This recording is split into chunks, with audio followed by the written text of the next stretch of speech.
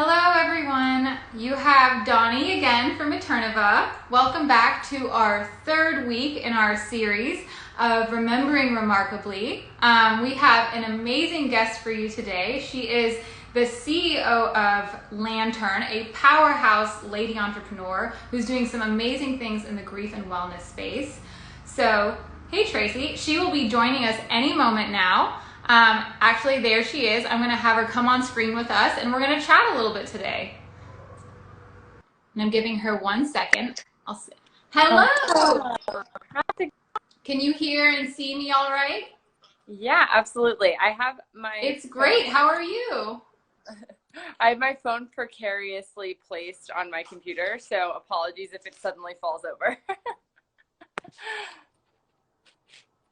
No worries at all. I feel like we've all been kind of doing these makeshift things as we've had to change our workspaces to our homes. So I feel like our audience over here is super understanding. But thank you so much for joining us. Of course. Awesome. So to everyone that's watching right now, this is Liz Eddy. She is the CEO of Lantern, which is a death planning company. Liz, I'll let you just take it away. If you want to tell everyone a little bit about yourself, your founding story, and what is Lantern? Yeah, absolutely. So I'm Liz. I'm the co-founder and CEO of Lantern. We help people navigate life before and after death. So basically what that means is if you're pre-planning for yourself or you've recently lost someone and you're navigating the process afterwards, we take you step by step through the process to make sure you understand what needs to be done and also know what done is. That's oftentimes sort of the hardest part is you go through this process, you've never done it before, and you don't know what's expected of you. So, and it truly came from personal need initially. I lost my grandmother and my father before that. So have worked in end of life and grief and mental health for a while, but was really faced with a personal challenge when my grandmother passed away and I was responsible for everything with her end of life and death. And truly didn't know how to navigate it. I got a phone call on a Saturday morning and went up to her nursing facility in Connecticut. And I was met by 2 police officers, a nurse and her body. And they looked at me and said, "What do you want to do?"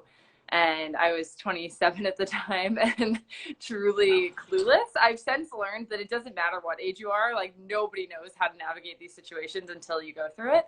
And I initially turned to my phone and Googled, "What do you do when someone dies?" and expected to find something like Lantern. I just assumed every other life event has these sort of single locations that walk you through every aspect. But with end of life and death, it is so fragmented. There's tons of amazing resources and services out there, but it could take you days, weeks, months to find them all. And so our idea, and I went to my co-founder, who was previously coworker turned best friend turned co-founder, and went to her and I said, "We've got to do something about this." And she's an incredible systems thinker, really brilliant with product. And she literally started breaking down the process and saying, okay, I think there are tech and product solves here that can make this process a lot easier. And, now we launched in September with a post-loss product, and now we do pre-planning as well, which launched in January. And the company and the product has evolved dramatically based on our user needs, and we're seeing it grow every day, and especially right now. It's kind of an exceptional thing. I'm sure you guys feel this way too, to wake up in the morning during this incredibly heavy and challenging time and know that what you're doing is profoundly impacting people on a day-to-day basis. Yeah. And thank you so much for sharing that personal story. So it definitely, especially when you go through the process on our own, I think it's changed who you are as a person, and obviously changed your approach to all of this. So for kind of people on the other end, end of life planning definitely has a stigma around it. People find it really scary, really tough to talk about, and burdensome to approach in general. I would love to know, I guess, kind of how did your personal approach, we learned a little bit about, what you were facing when you had to deal with it personally. What so much about going through that experience changed the way you approach end of life planning now, especially with Lantern? Yeah, I think, for anybody that's watching that has lost someone, one of the first things you start to realize is like, wow, we are really unprepared for this. And in reality, like, of course, you never know what the grief is going to feel like until it happens, but you can know what to do and you can plan for it. And it is so much easier to plan for something when you can have the conversation with the person in real time. I think there's always been this kind of stigma of like, if you plan it, that it's going to make it happen faster. And like, there is absolutely no correlation between doing an end of life plan and dying. Like one does not cause the other. But I think it just, it can sometimes feel like if you start talking about it and planning for it, that it's somehow like willing it into existence. And in reality, we die the way we lived. So if you don't have your affairs in order, that's left to your family to sort out. And we really believe as a company that it is the most like empathetic and kind thing that you can do for someone you love.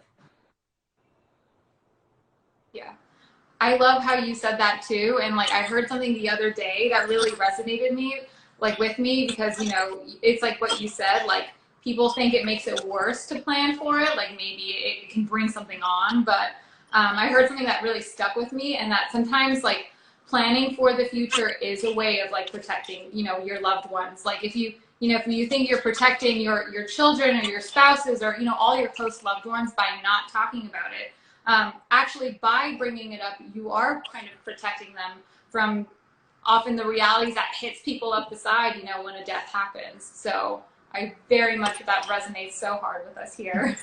Yeah, and it's sort of like counterintuitive, but a lot of research has actually shown that addressing your own mortality and meditating on it, thinking about it, can actually be really healthy and can make you like have less stress, can make you more efficient with your time, can make you have better relationships.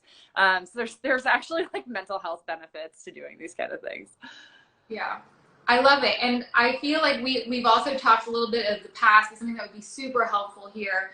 I feel like there are ways of also approaching this topic in a way that is a little bit, brighter, makes people like feel more positive about it. And I think something you talked about was, when people can talk about like memorials or the way they want to be remembered, or, what a legacy could look like. Have you noticed like some positive like tools in having those conversations too, to, help surround end of life planning?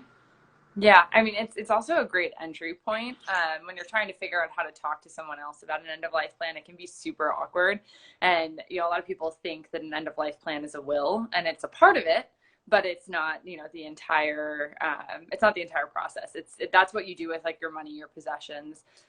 You figure out your guardianship, what happens to your kids, but there's all these other pieces of an end of life plan that we forget to touch on. That's things like where these important documents are stored, for one, because it doesn't matter if you have the documents if no one knows where they are and that they exist. Like that is like baseline. But also, yes, how you want to be remembered. What do you want a memorial service or funeral to be like? But then also like your legacy and history. Like I think that is one of the most beautiful parts that's often forgotten in an end of life plan is, what do you want your family to know? What do you want maybe your great grandchildren who may never meet? What do you want them to know about you? I often think about like with my grandmother and with my dad, there's all these questions that I never asked them and I never really thought to ask. Like I've heard the story of how my mom and dad, met and their proposal from my mom, but I never heard it from his side of the story and what he was thinking and how he felt. And like, I so badly wish that we had it written down somewhere. And, I think that kind of a gift, like when you pass away and someone you love isn't just getting like, here's all of my bank account numbers. It's also like, here's my story. Here's my love letter. Yes. Oh my God. I love that. Like it is about like remembering the human side of them. We do have a happy birthday comment, by the way. Y'all, I forgot to mention, Liz is doing this with us on her 30th birthday in quarantine. So happy birthday, like for real. Thank you. And thank you for talking about end of life on your birthday. That's real commitment. Oh, I'd love to know who said happy birthday to me. It's probably one of my friends. Girly Ben. It's Gurley Ben. Oh, that's my cousin. Hi, Ben. I love it. Here we have an interesting comment here, and thank you for sharing this, because I know it's definitely like tough to sometimes talk about these situations. Dee Dee Tom said, we planned in advance, however, it backfired when my husband passed. My stepchildren turned on me. So definitely know that like things get difficult towards end of life planning. Are there ways to kind of like help plan around for, for those kind of communication things that hit, during end of life? We know it's such a complicated time for people. Tensions are probably higher. Is there a way that you've seen like that people can navigate that too?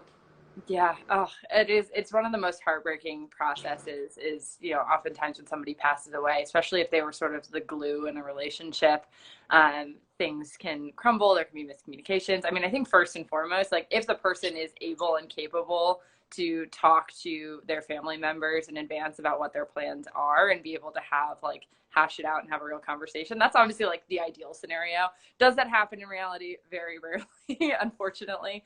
And especially when people have different expectations of what they think is going to be done, and then it turns out it's something else.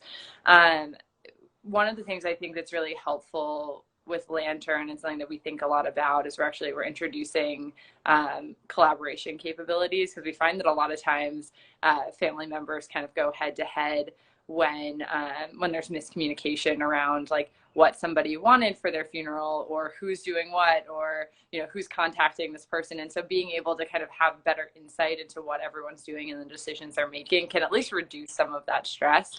But yeah, I mean, it's hard because emotions are already high, and then you're adding like a lot of logistical and legal and financial things on top of it.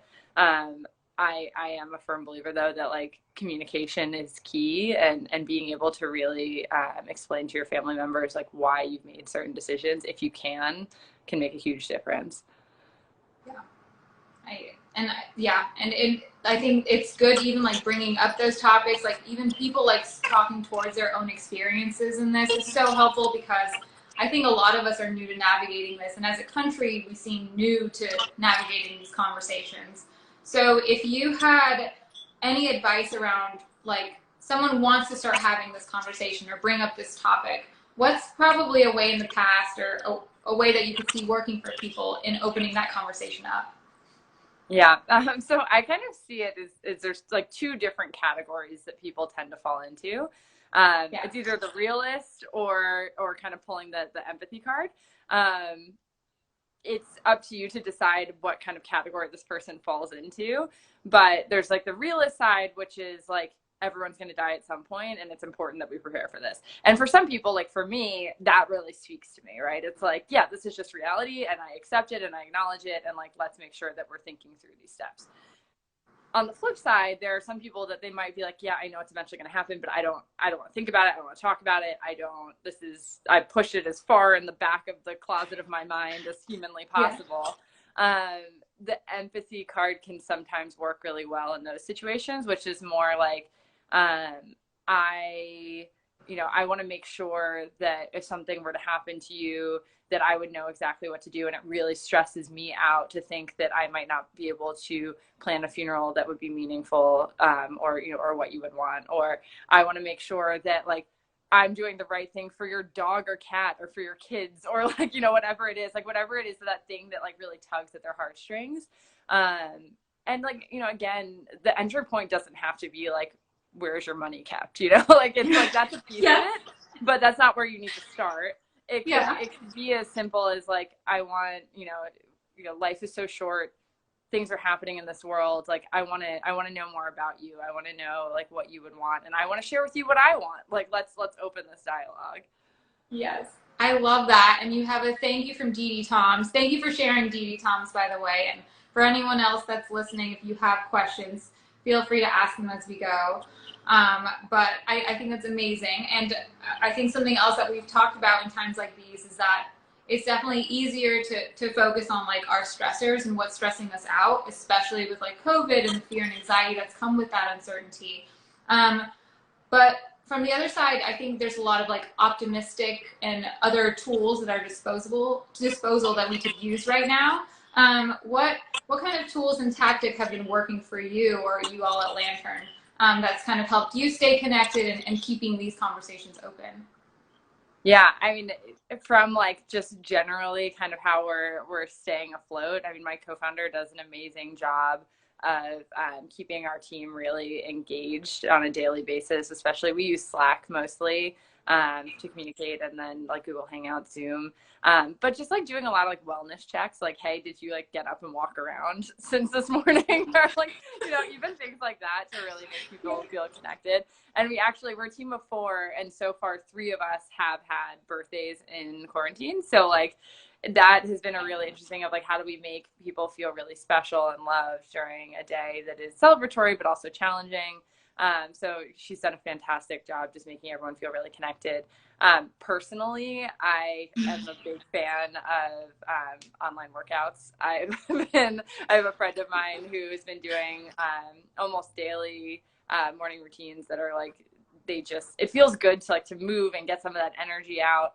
And I've also been doing the 5-minute journal. I don't know if you're familiar with that. I'm not a journaler at all. I'm like the type of person who writes 2 pages and then starts a new journal. Yeah, me too. But the 5-minute journal I've actually stuck with, and I don't know if this is like quarantine Liz or if this is like new habit, but every day you write about like 3 things you're grateful for. You set an intention for the day, and then at the end of the day you write 3 things that were really great, and then 1 thing you would have like changed or want to work on. And it's just a really nice like quick way to document your life and also like be able to reflect and show gratitude. So I really love that. And then from like the company side, some of the things that we're trying to do right now. I mean, one is like the end of life plan side of our tool is a really positive way to kind of channel some of that lack of control and like anxious energy. It is really the only aspect we can control in terms of this. And so I think it's providing some like sense of peace to be able to get these things in order. It could be for, tomorrow or in 55 years, it doesn't matter. It's just, being able to have this information down on paper and make sure that people that you love and care about have it.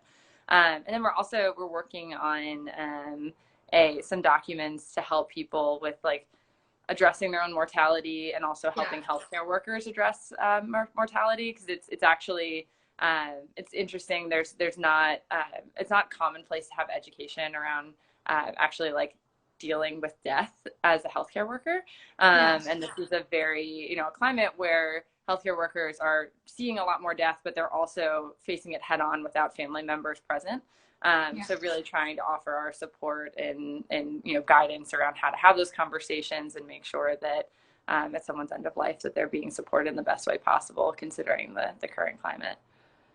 Yeah, I definitely agree. Like it's been highlighting, I think, that need that we haven't been trained, I think, to face death head on, and maybe a lot of us are seeing it for the first time. Obviously, like grief and all this has existed before, but I think collectively now we're probably learning. Maybe we didn't have the tools in place to deal with it, but now's the time to figure out what those are and how to make them the most useful. So totally it might be the first time that everyone globally at least has a sense of what grief feels like.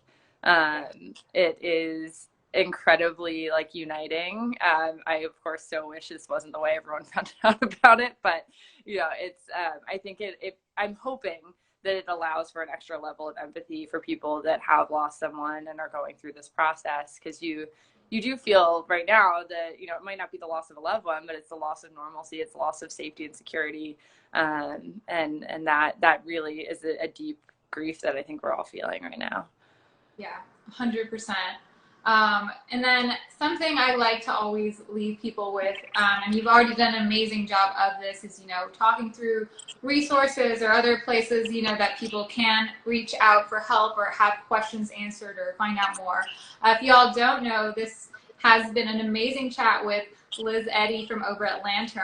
And if you want to be a part of their amazing community, definitely go follow Lantern at Follow Lantern. But Liz, if you have any other recommendations, tools like that you could leave people with if they wanted to get more information, what would that look like? Yeah, I mean, of course, obviously come to lantern.co if you're interested in what we're doing.